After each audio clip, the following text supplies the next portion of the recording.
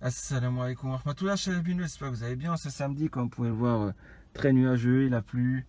Bon bah c'est pas plus mal hein. Pour vous dire, toute la semaine il a fait 28 degrés. C'était très étouffant parce qu'il n'y avait pas de vent. Là ça a rafraîchi l'atmosphère, il y a du vent, ça fait plaisir, alhamdoulilah. Sinon sans plus tarder, on va passer à la réaction de vos posts. Mais avant je voulais vous parler de cette application. Voilà, elle est là, halal ou pas. Donc c'est simple, c'est une application tout simplement où vous scannez les codes barres de vos articles préférés, que ce soit de la marque ou du premier prix ou ce que vous voulez, tout ce qui est à manger et à boire, et ça vous dit tout de suite si c'est halal ou pas. Donc regardez, hein, on va cliquer dessus. Bon, j'ai fait des tests déjà, mais on va les faire ensemble les tests. Voilà, vous avez juste à passer derrière l'appareil photo, voilà. Vous mettez le scan du code barre de votre produit, et puis ça vous dit tout de suite c'est halal, c'est pas halal. Des fois ça peut vous mettre c'est douteux, c'est-à-dire ils savent pas l'origine, la source de tel. Il vous dit pourquoi c'est douteux en tout cas. Bref, sans plus tarder, on va aller tester ça sur le terrain, Inch'Allah. Allez, bismillah. Bon, premier test qu'on va faire, ça va être sur ça, là, chips 3D, vous connaissez, hein. Goût nature, bien sûr. On va pas chercher compliqué, goût bacon ou quoi. Donc goût nature, voilà, je mets devant le scan, voilà. Il va nous dire quoi? 3D Buggles, goût nature, douteux. Carrément, pourquoi douteux? On va cliquer dessus. Et donc on va voir, excusez-moi, hein, j'ai que deux mains. Goût nature, douteux, pourquoi? Pour quelle raison? Il y a marqué. Alors vous voyez 3D goût nature. Voilà, voilà. Et pour quelle raison? Présence d'additifs douteux. Voilà. Ensuite, on va continuer sur d'autres produits hein, tout de suite. Bon, maintenant, on va passer au rayon boisson. Hein, tout le monde passe par là, on est d'accord.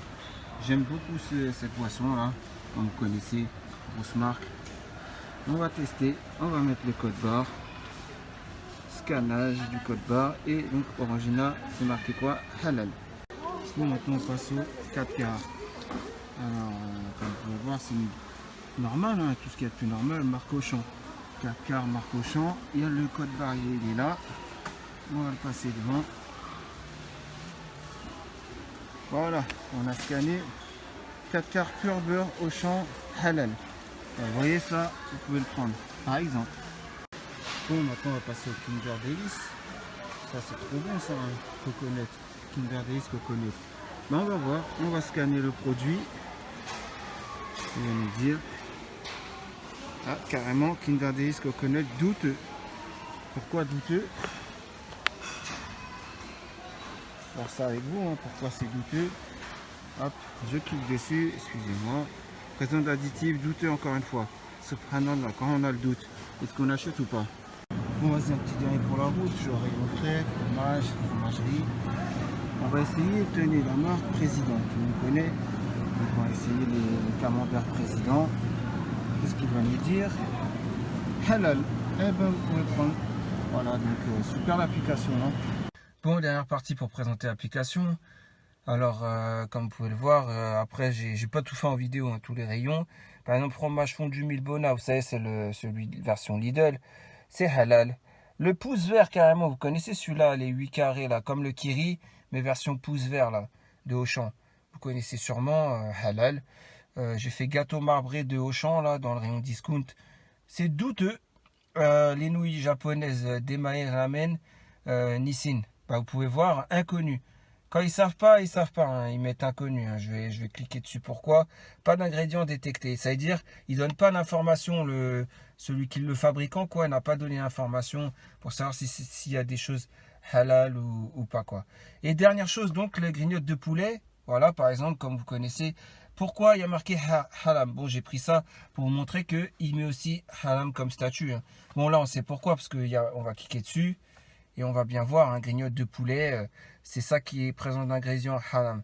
En rouge, c'est la grignote de poulet. Bon, la viande n'est pas halal, mais c'était pour montrer un exemple hein, que j'ai scanné. Je savais déjà qu'il allait me mettre halal. Donc, vous pouvez vous amuser à scanner des bières Henken ou les whisky ou tout ça. Hein, vous allez trouver halal. Hein. Jamais ça va rendre halal ce qui est halal, on est d'accord. C'est intéressant par rapport aux présence d'ingrédients halal dans les produits du quotidien. Vous avez vu, maintenant, si vous voulez manger par exemple les 3D version nature, vous voyez que c'est douteux, c'est marqué, c'est douteux.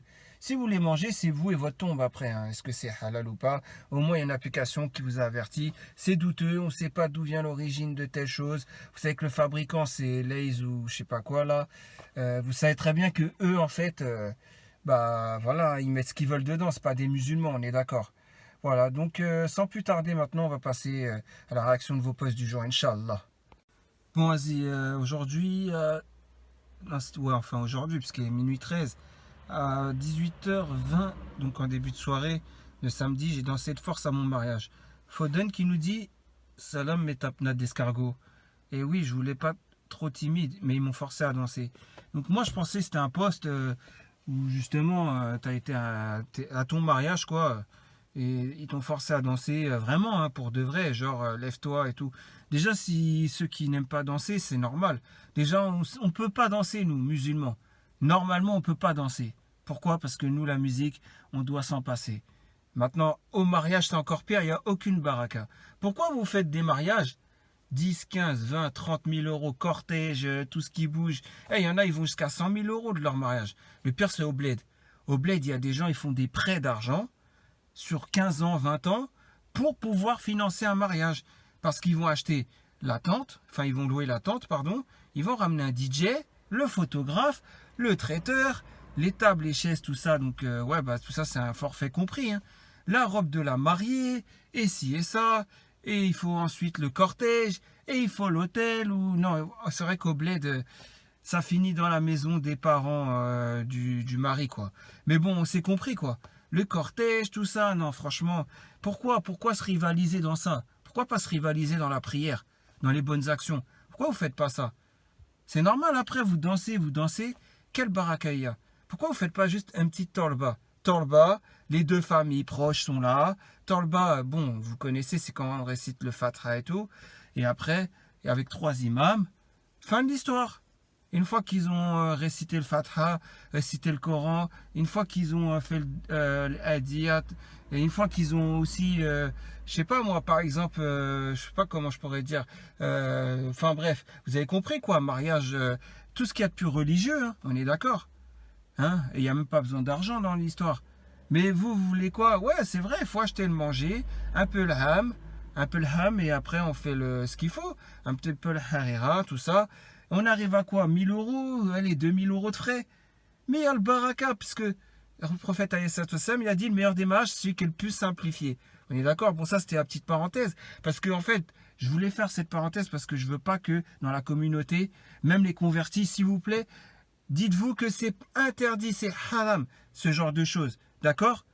Le DJ, la danse, tout ça, ça va jusqu'à mettre des chanteurs pédophiles, violeurs comme Saad Lamjad ou bien Cheb Khaled et tout. Et vous dansez sur ça et vous pensez que votre mariage il va durer toute la vie. Mais vous êtes sérieux dans votre tête. Donc voilà, déjà ça, c'était un petit coup de gueule que je passais. Parce que j'ai déjà vu, surtout sur ce forum, hein, des gens qui parlent organisation de mariage. Ouais, je cherche DJ, celui qui fera le DJ comme DJ Hamida, tu vois. Eh non, c'est pas bon, astaghfirullah. Wallah, franchement, on est musulmans, on l'est jusqu'à... En plus, c'est des trucs simples. Vous cassez le crâne à payer des 10, 15, 20 000 E. Eh, vous n'avez pas mieux à faire, sérieusement. Wallah. Eh, c'est vrai que c'est un jour inoubliable. Mais c'est pas en désobéissant à Allah qu'on doit faire un jour inoubliable. Ça, vous pouvez le faire autrement. Les jours inoubliables, ça sera tous les jours quand vous serez mariés. Parce que l'homme se comportera de la meilleure des manières. Et la femme sera la meilleure croyante, douce, tout ça. Vous voyez ce que je veux dire? Donc, comme vous n'étiez pas invité, je vous partage une vidéo du mariage. Ma cheveux couleur champ de blé était trop fier de ma performance. D'accord? Prenez-en de la graine de tournesol, mes bambinos. Donc, vidéo de mon mariage. Ah, on va voir. Hein. Mustapha Bilahoudoud. Bon, comme je connais parce que c'est le bled et tout ça là. Ouais, vas-y. Ouais, même ça, avant, j'avoue, je regardais Mustapha Bilahoudoud en chauffeur de car et tout, tous les délires, ou alors marié à une Marseillaise, Roumia, tout ça, et là, il va en France, il se tend pas bien en France, il veut retourner au bled. Enfin bref, tout ça, mais c'est pas bien, voilà, c'est pas bien. Je vous le dis, c'est pas bien les frérots. Donc, Poca 30, quand vous êtes au sommet, n'humiliez jamais. Je veux voir s'il y en a qui, quand même, Salam, j'ai failli faire une alerte. Je pensais que t'as géré ta danse pour un. Eh, mais comment? Même moi, j'ai même pas regardé la vidéo. Qu'est-ce que je vais me casser la tête dans un truc où je sais qu'il y a de la musique? Vous voyez ce que je veux dire? Comment vous faites pour regarder? Je comprends pas, moi. La yahdina, ok. Qu'Allah nous pardonne tous. Il n'y a pas de problème, mais quand même. Moi, je sais pas, je comprends pas. Je comprends pas cette communauté. Voilà, je comprends pas. Normalement, t'as bien dansé. Ah, c'est drôle. Mais tu sais, les 10, 20, 30 secondes que t'as regardé la vidéo, toi, hein, je dis toi ou une autre, c'est après vous allez encore dire que je tape sur les mêmes personnes. Je comprends pas. C'est des moments où Allah, il accepte pas. Pourquoi vous le faites, même pour rigoler? Il y a d'autres moyens. Regardez-moi ça. Vas-y. Astaghfirullah. Coton, c'est ce qu'on appelle la danse de la joie. Non, c'est ce qu'on appelle la danse du shaitan. Voilà, c'est tout ce que j'ai à te dire, Coton. D'accord? Donc cette communauté du paraître et qui désobéit à Allah tous les jours, moi j'en veux plus voir ça, d'accord? S'il vous plaît. Faites-le pour Allah, faites-le pas pour moi. Moi, le rappel, il profite aux croyants et à moi en premier. Ça m'évite, moi, d'écouter de la musique, ça m'évite de beaucoup de choses, hein, ces genres de vidéos, parce que je peux pas être en contradiction avec ce que je dis après. Bien que ce que je dis, justement, ce que j'exhorte, c'est pas ce que je fais moi. Donc, alhamdoulilah, hein, je vous le dis. Hein. Bon, un autre poste qui ressemble un peu au premier, est-ce qu'on complique le mariage? Problème de couple, donc je dis ouais, 2020 qui nous dit Salam alaikum, le mariage en islam est simple. Allah subhanahu wa ta'ala et le prophète, paix et bénédiction sur lui, enfin, sallallahu alayhi wa sallam, nous a bien indiqué comment se marier et le meilleur choix à faire. Alhamdulillah, si on est célibataire, c'est un khir. Et le mektoub, ou le muktab, Inch'Allah, va arriver. Koshib le muktab, je te le dis. Hein. Mais il faut se bouger. Je me demande si on n'est pas devenu compliqué, homme ou femme, à vouloir la perfection en oubliant la religion. On est trop attaché aux choses éphémères, en pensant qu'on va trouver mieux. Je cherche un moment à me marier, et j'aime bien me remettre en question et faire le bilan. Bon, tu l'as édité 2 fois, tu as voulu bien montrer passer le message. Moi, il est bien passé le message. Attends, je vais revenir parce que je vais te dire, je dis 2020. Ton message, il est très bien passé. Tu as bien parlé, frérot. Bien que, voilà, on t'y a mis ton avis personnel avec. Mais religieusement parlant, c'est accepter ce que tu as mis. Après, est-ce que ça va faire l'unanimité? On va voir. Franfine qui dit le mariage, ce n'est plus ce que c'était. Franfine, je vais te dire une chose, toi. C'est pas le mariage qui est plus que c'était. C'est la communauté musulmane qui s'est égarée. C'est pas, on remet pas en cause le mariage. Le mariage, il n'a pas changé. Le khayr, il est toujours le même. C'est la moitié du dîn qu'on réalise. Franfine, je te le dis. Ce n'est pas le mariage qui n'est plus ce que c'était. C'est la communauté musulmane. Vous savez, dans l'égarement, on veut faire Hélène et les garçons, tout ça. Vous voyez les fameux sitcoms, là. Hein, on veut faire juste la drague, jeu de séduction. On va pas se marier. On collectionne les gens hors mariage. Et c'est tout ce qui se passe. Hein, on va dire la vérité. Et quand on se marie, si on se marie, on divorce. Pourquoi, à votre avis? Est-ce qu'il y a du religieux dans le choix pour le mariage? On veut pas de perfection, mais de la complicité. La religion seule ne suffit pas. Un homme qui a des envies qui correspondent pas aux miennes, je peux pas. Bah, si l'homme, il veut juste une femme qui prie et tout ça, donc t'en veux pas. Betty CZ, c'est ça que tu veux nous dire? Enfin, je sais pas, explique-moi, hein, les envies. Mais de quoi tu parles? Franchement, de quoi tu parles, toi? J'ai rien compris. Ta réaction, elle n'a pas lieu d'être. Je te dis la vérité, tu pollues le poste. C'est la vérité, religieusement parlant, tu pollues le poste. Parce que tu n'as pas mis de religion en avant. Le musulman, il met toujours la religion en avant, d'accord? Foden qui nous dit, je pense qu'il faut arrêter de toujours dire c'était mieux avant. Il y a toujours eu des problèmes de couple plus ou moins graves. Le divorce a toujours existé. C'est toujours pareil, voire pire avant. C'est toi et ton destin.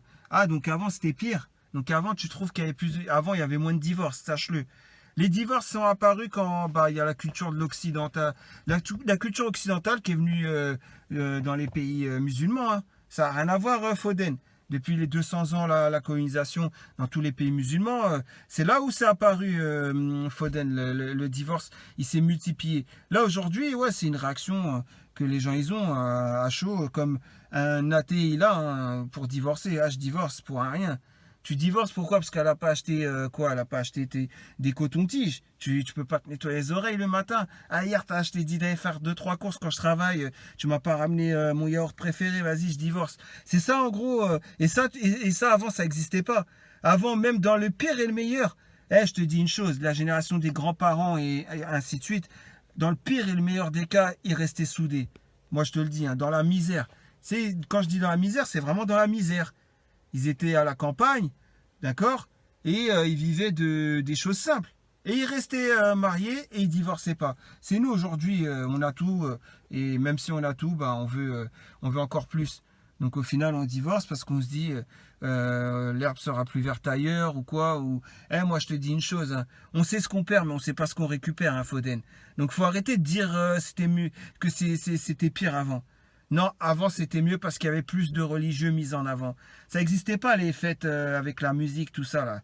Comme je viens d'en parler tout à l'heure. DJ, tout ça, ça n'existait pas avant. Avant, c'était que du religieux. Maintenant, il y a la musique, tout ça, mais bien sûr, les chanteurs, les premiers chanteurs algériens et tout, ils sont à Paris dans les années 60-70, les chanteurs business. Hein. Ça y est, ça a commencé à être les fêtes, les mariages avec la musique et tout, le moseka et tout. Non, non, non, non, c'est pas bon ce que tu dis, Foden. C'est faux, c'est archi faux. Je dis 2020, tu nous dis quoi? La complicité se crée quand on vit avec la personne. Comment tu peux savoir que tu es complice mais en sortant avec la personne, ça va être compliqué à savoir. Bah bien sûr, puisque la personne elle va cacher ses défauts. T'as vu avant que tu te maries. Et une fois que tu es marié, bah tu vas voir son vrai visage. Et c'est là où ça va être pire. Parce que tu l'auras mis sur un piédestal. Comme vous faites des pseudo-savants sur le site et tout, vous les mettez sur un piédestal, ils se croient des savants. Sauf qu'après, un jour, quand il tombe sur quelqu'un qui lui met la pression au niveau religieux, hein, bah là, la personne va tomber de haut. Mais c'est à cause des gens qui le mettent sur un piédestal. Hein. Bah là, c'est pareil, moi je te le dis. Hein. Qu'est-ce qui nous sort, Maghrébia? Oui, c'est devenu compliqué. Notre époque n'est plus comme celle de nos parents. Nos parents se mariaient et vivaient avec peu. Aujourd'hui, non. Aujourd'hui, on cherche la perfection. On n'est jamais satisfait de ce qu'on a. Très bien parlé, toi, ma soeur. Bah ouais, c'est vrai, c'est vrai. Je n'ai rien d'autre à rajouter. Ça, c'est ton avis et je le respecte. Ça, c'est ton avis et je le respecte. Ouais, d'accord, ouais. Bon, enfin bref, tout ça pour dire que je vois que c'est très, comment dire, partagé, hein, les avis. Or, je vois dans vos posts, la vie religieuse, vous n'en avez que faire. Donc, je sais pas si je vais faire un autre, sinon je vous dis bonne nuit et je vous dis prochainement pour une autre vidéo. Mais très honnêtement, remettez-vous en question, exhortez ce qu'il y a à exhorter. N'hésitez pas à condamner le blâmable, je vous dis la vérité. Hein. Moi, c'est ce que je fais et je le ferai toujours en tout cas. Mais pour les vrais croyants, alhamdoulilah, je suis content de faire partie de la communauté. Sur ce, je vous dis bonne nuit et à une très prochaine pour une nouvelle vidéo sur la réaction de vos posts. Inch'Allah, allez, salam alaikum.